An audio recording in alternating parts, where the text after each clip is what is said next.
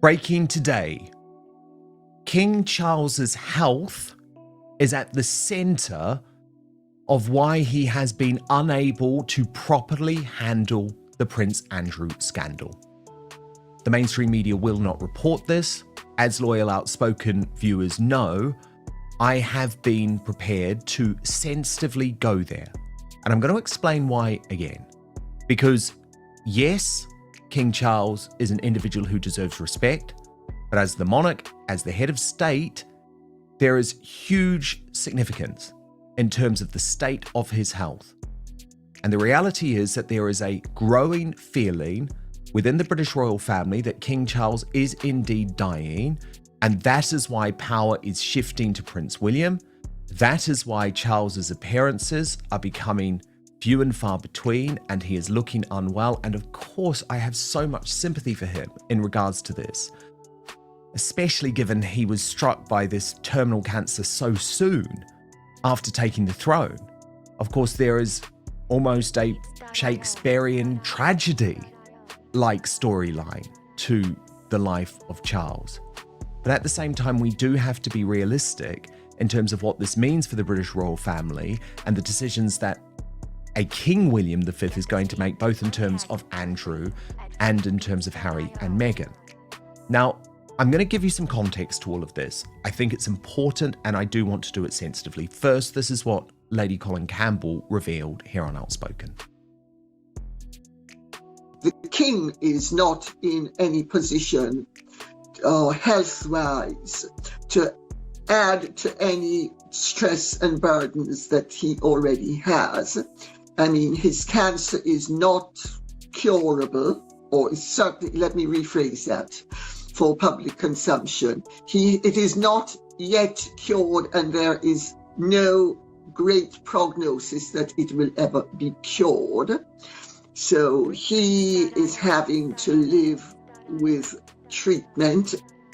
Now, what this means, of course, is that the power within the British royal family has shifted towards Prince William. And Tom Sykes of the Royalist Substack, who has been thrust out of the International Royal Rota because of his decision to report on the King's health, does have some stark words about exactly what is going on. He reports readers of the Royalist, unlike those of the craven British newspapers, will be aware of the central fact informing and underpinning this entire story, that King Charles III is dying. Now, Tom Sykes appeared on Substack, and I do want to show you some of this because it's important that you see this in the full context, because he paints a picture of that reality being why Buckingham Palace has not been able to properly cope with the Prince Andrew situation. Watch. Breaking today, the single biggest factor behind the palace's muddled handling of Prince Andrew isn't spin or strategy, it's the King's health. I'm going to say this gently but plainly. As a man, Charles deserves privacy and respect. As sovereign, the state of his health has constitutional consequences. Inside the family, there's a mounting fear he's seriously unwell, and that's why decisions keep getting delayed or half done. The public appearances are fewer, the visits shorter, and he looks depleted. That's the backdrop to everything you're seeing, including the hesitation over Andrew. It's a very powerful indication of the chaos which the King's office is in. Partly, as I have repeatedly said, and as you won't read in any of the UK newspapers, this is all about the fact that King Charles is seriously ill and is not expected to live very long. And you can tell that by looking at the photographs, by looking at his schedule, like how quickly and briefly he attends many events, by the fact that he has to go for these very long rest periods. He's in Balmoral at the moment, these very long rest periods before doing any major event. Like, he has to go to the Vatican on Wednesday, and he's going to be the first leader of the Church of England to pray with the head of the Catholic Church. So it's very obvious to anybody watching that the King is really ill. And as I've also said repeatedly, I think he's been amazing. I think he's been incredibly courageous, incredibly brave. All the wonderful adjectives of praise that you could throw at Andrew, the example, and I think it's, anyone who we've all had friends or family who've struggled with cancer, and we know, how inspiring it is when people are amazing about it. But also fundamentally, it was a massive mistake to announce that he had cancer. It's completely weakened him. The Queen did not even tell her own family that she was dying, and she had bone cancer at the end of her life, the last couple of years of her life, which is very, very painful. I was told she couldn't see very much. She certainly couldn't move around. She spent a lot of her time in bed. But she clung to the fiction that she was immortal because she knew how important it was. She knew how destabilizing it would be if she effectively did what Charles has done and pre-announced her own death, because it fires the gun. It fires the gun on the succession. And that is what this is all about. Make no mistake. So I guess what Tom Sykes is saying is there's been a cost to the transparency, the early transparency that King Charles had about his cancer battle. He explains how that eventuated. And Anna's saying it's good that he announced he had cancer, but I want to point something out, right? He didn't mean to announce. Initially, that was not the plan, to announce that he had cancer. Initially, what happened was he was diagnosed with a benign prostate condition. And he decided that it would be a good idea to say that he was having treatment for a benign prostate condition, for the very admirable reason that it would encourage other men to do it. It would destigmatize the condition, all of those things we hear about. But also, I'm afraid, because Charles has always been aware of his own PR, right? And he realized this was a good way to do a good thing and also portray himself as a modern, accessible guy. This was going to be a very different kind of monarchy to the Queen, who was obsessively secret about her health, etc., etc. But then, when he went in for the benign prostate treatment, they found the cancer while they were doing that. And by that stage, it was too difficult then to cover it up or hide it, or not cover it up, but keep it quiet. It was too hard to keep it quiet because too many people knew, and everybody was asking, how did the surgery go? So they would have been forced into a direct lie, and direct lies that are not unknown in royal communications, but too many people knew. Like, if they hadn't said in the first place that he was going for the benign prostate treatment, which I think was a form of water ablation, which is quite a common treatment for guys as they get a bit older.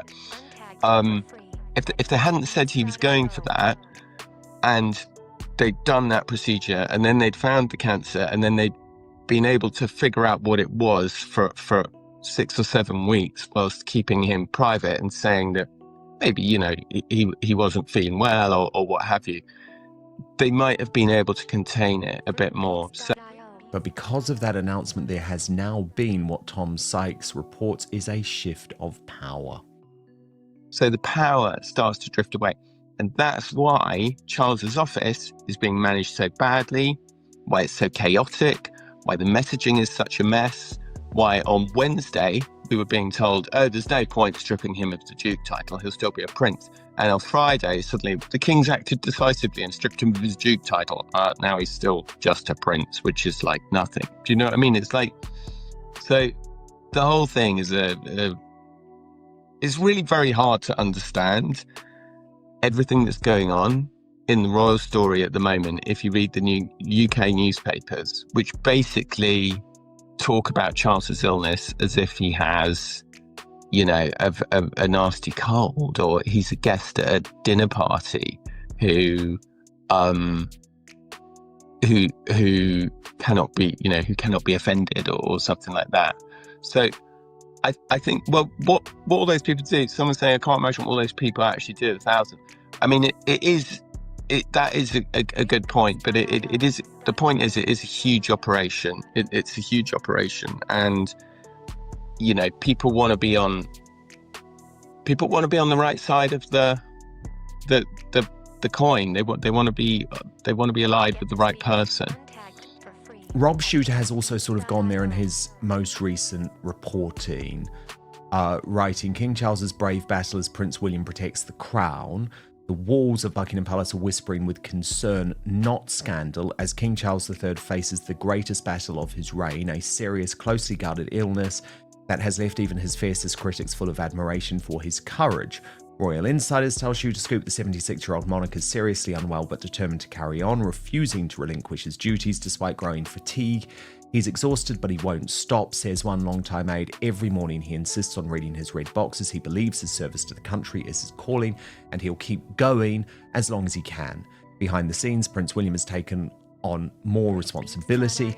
Even the decision to strip Prince Andrew of the Duke of York title was a joint act of resolve, father and son united to protect the institution.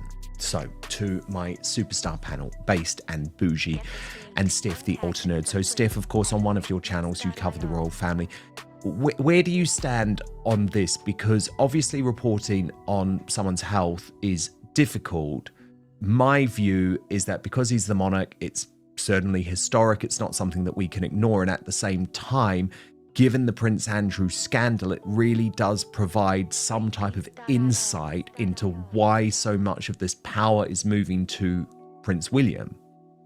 Courtiers can feel it. Power is sliding toward the heir. Treatment regimens bring fatigue. Long rest stretches separate brief engagements. That isn't a criticism. It's reality when you're battling cancer. But reality bites the monarchy. When a sovereign is visibly struggling, the succession conversation starts itself. You can already see the center of gravity moving to Prince William. The meetings he's chairing, the calls he's making, the tone he's setting. Quietly, he's operating like a regent in waiting. Okay, so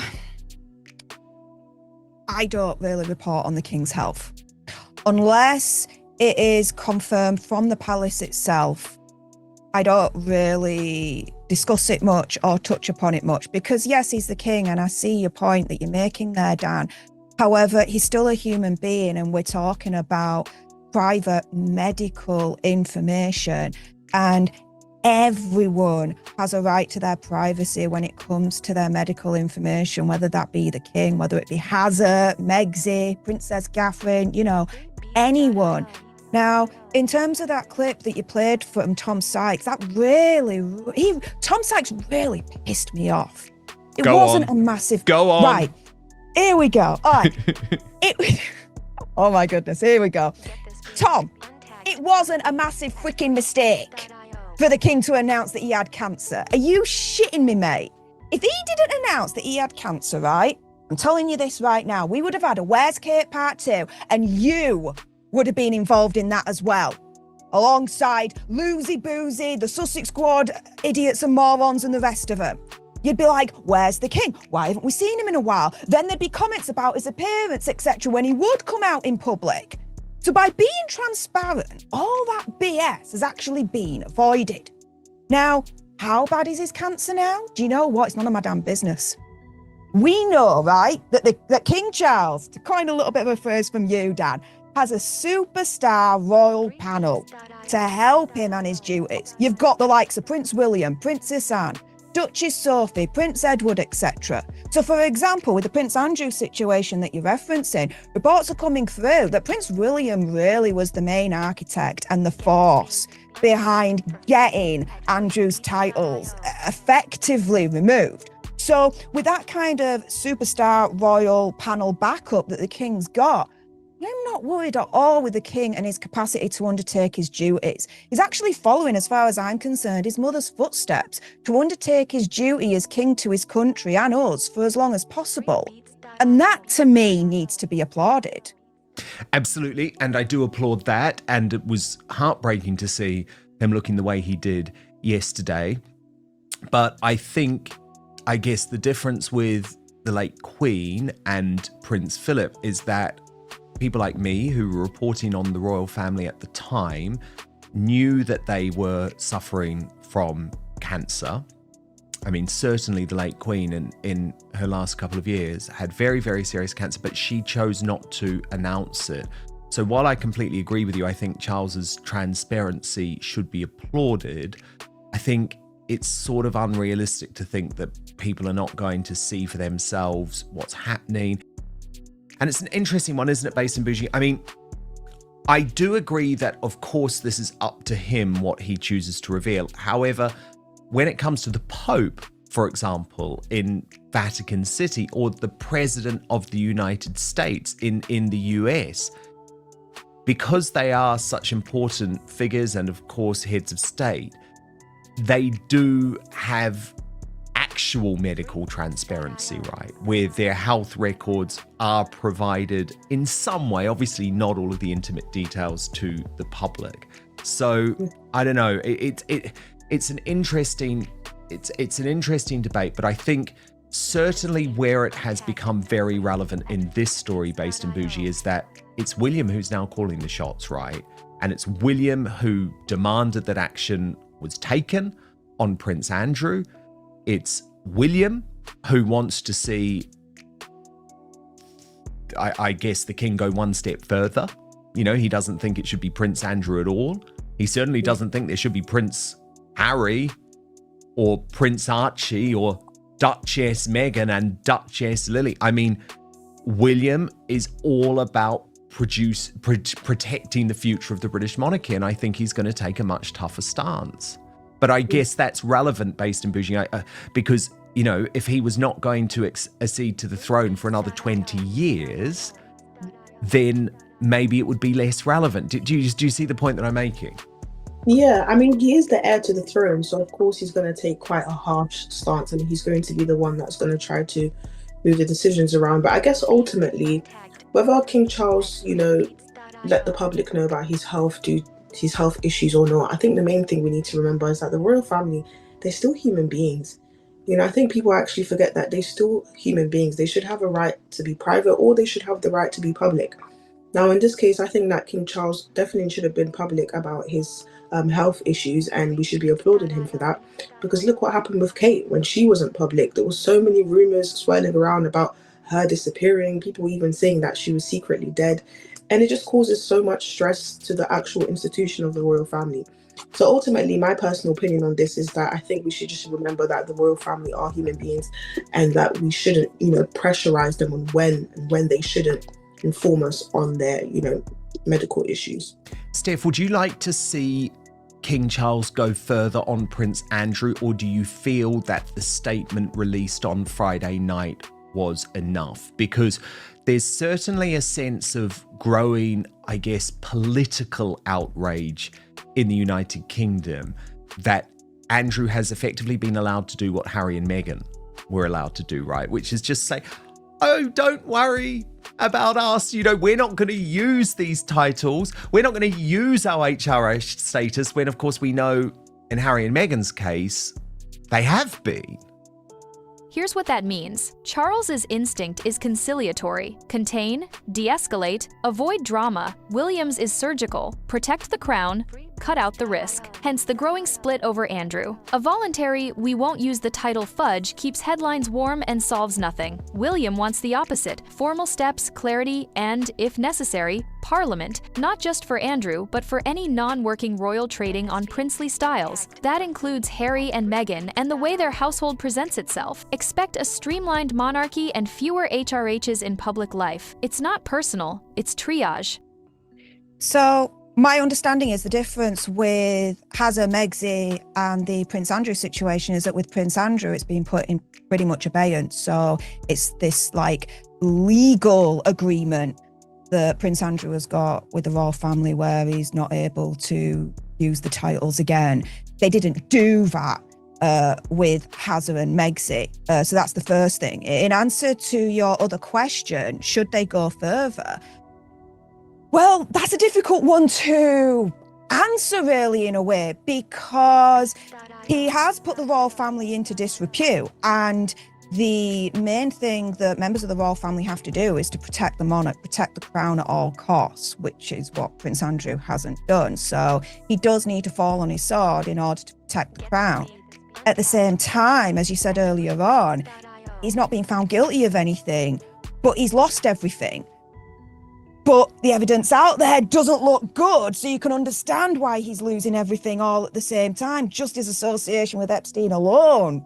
Bloody hell, I can understand why he's lost everything just on that. Then you look at all the emails that are coming out and more information coming out about how he's lied about his relationship with Epstein and the girls, this, that, and the other. And so I suppose coming around to that way of thinking, you know what? Let's put it this way. If an Act of Parliament came through to remove Andrew's Prince title, I'm not going to lose any sleep over it. If the royal family remove him from the royal website, again, I'm not going to lose much sleep on it.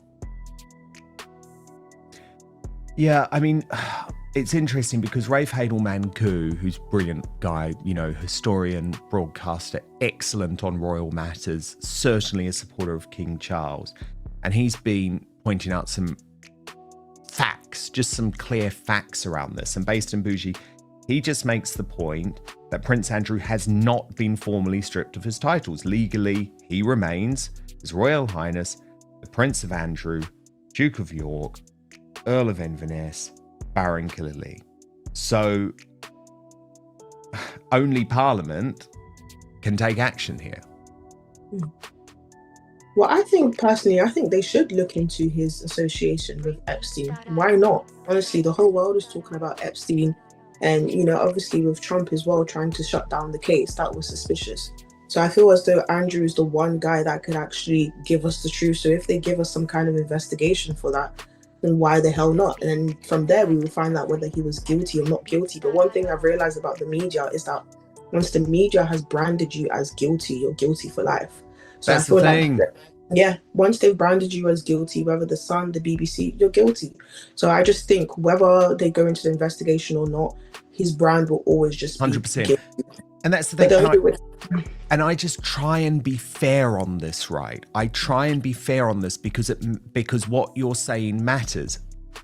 Yeah, I've reported a lot of stuff on Prince Andrew myself over the years. So it's not that I don't believe that he should absolutely be susceptible to full scrutiny, but we do live in a country where one of our fundamental beliefs is innocent until proven guilty. He has not been proven guilty of anything.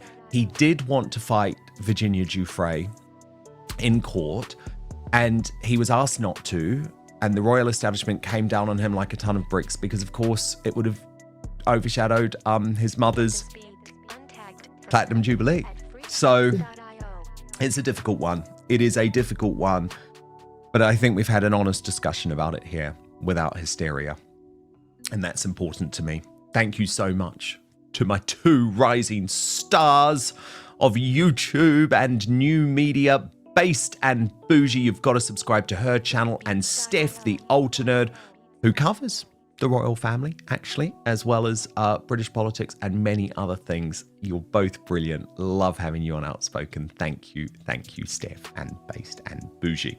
In the near term, don't be shocked if we see more cautious, piecemeal moves under a tired king who still reads the red boxes and refuses to quit. But the medium-term picture is stark. If Charles can't or won't push further, a King William V will. Letters patent to remove styles from non-working royals, a tighter team, and zero ambiguity about titles.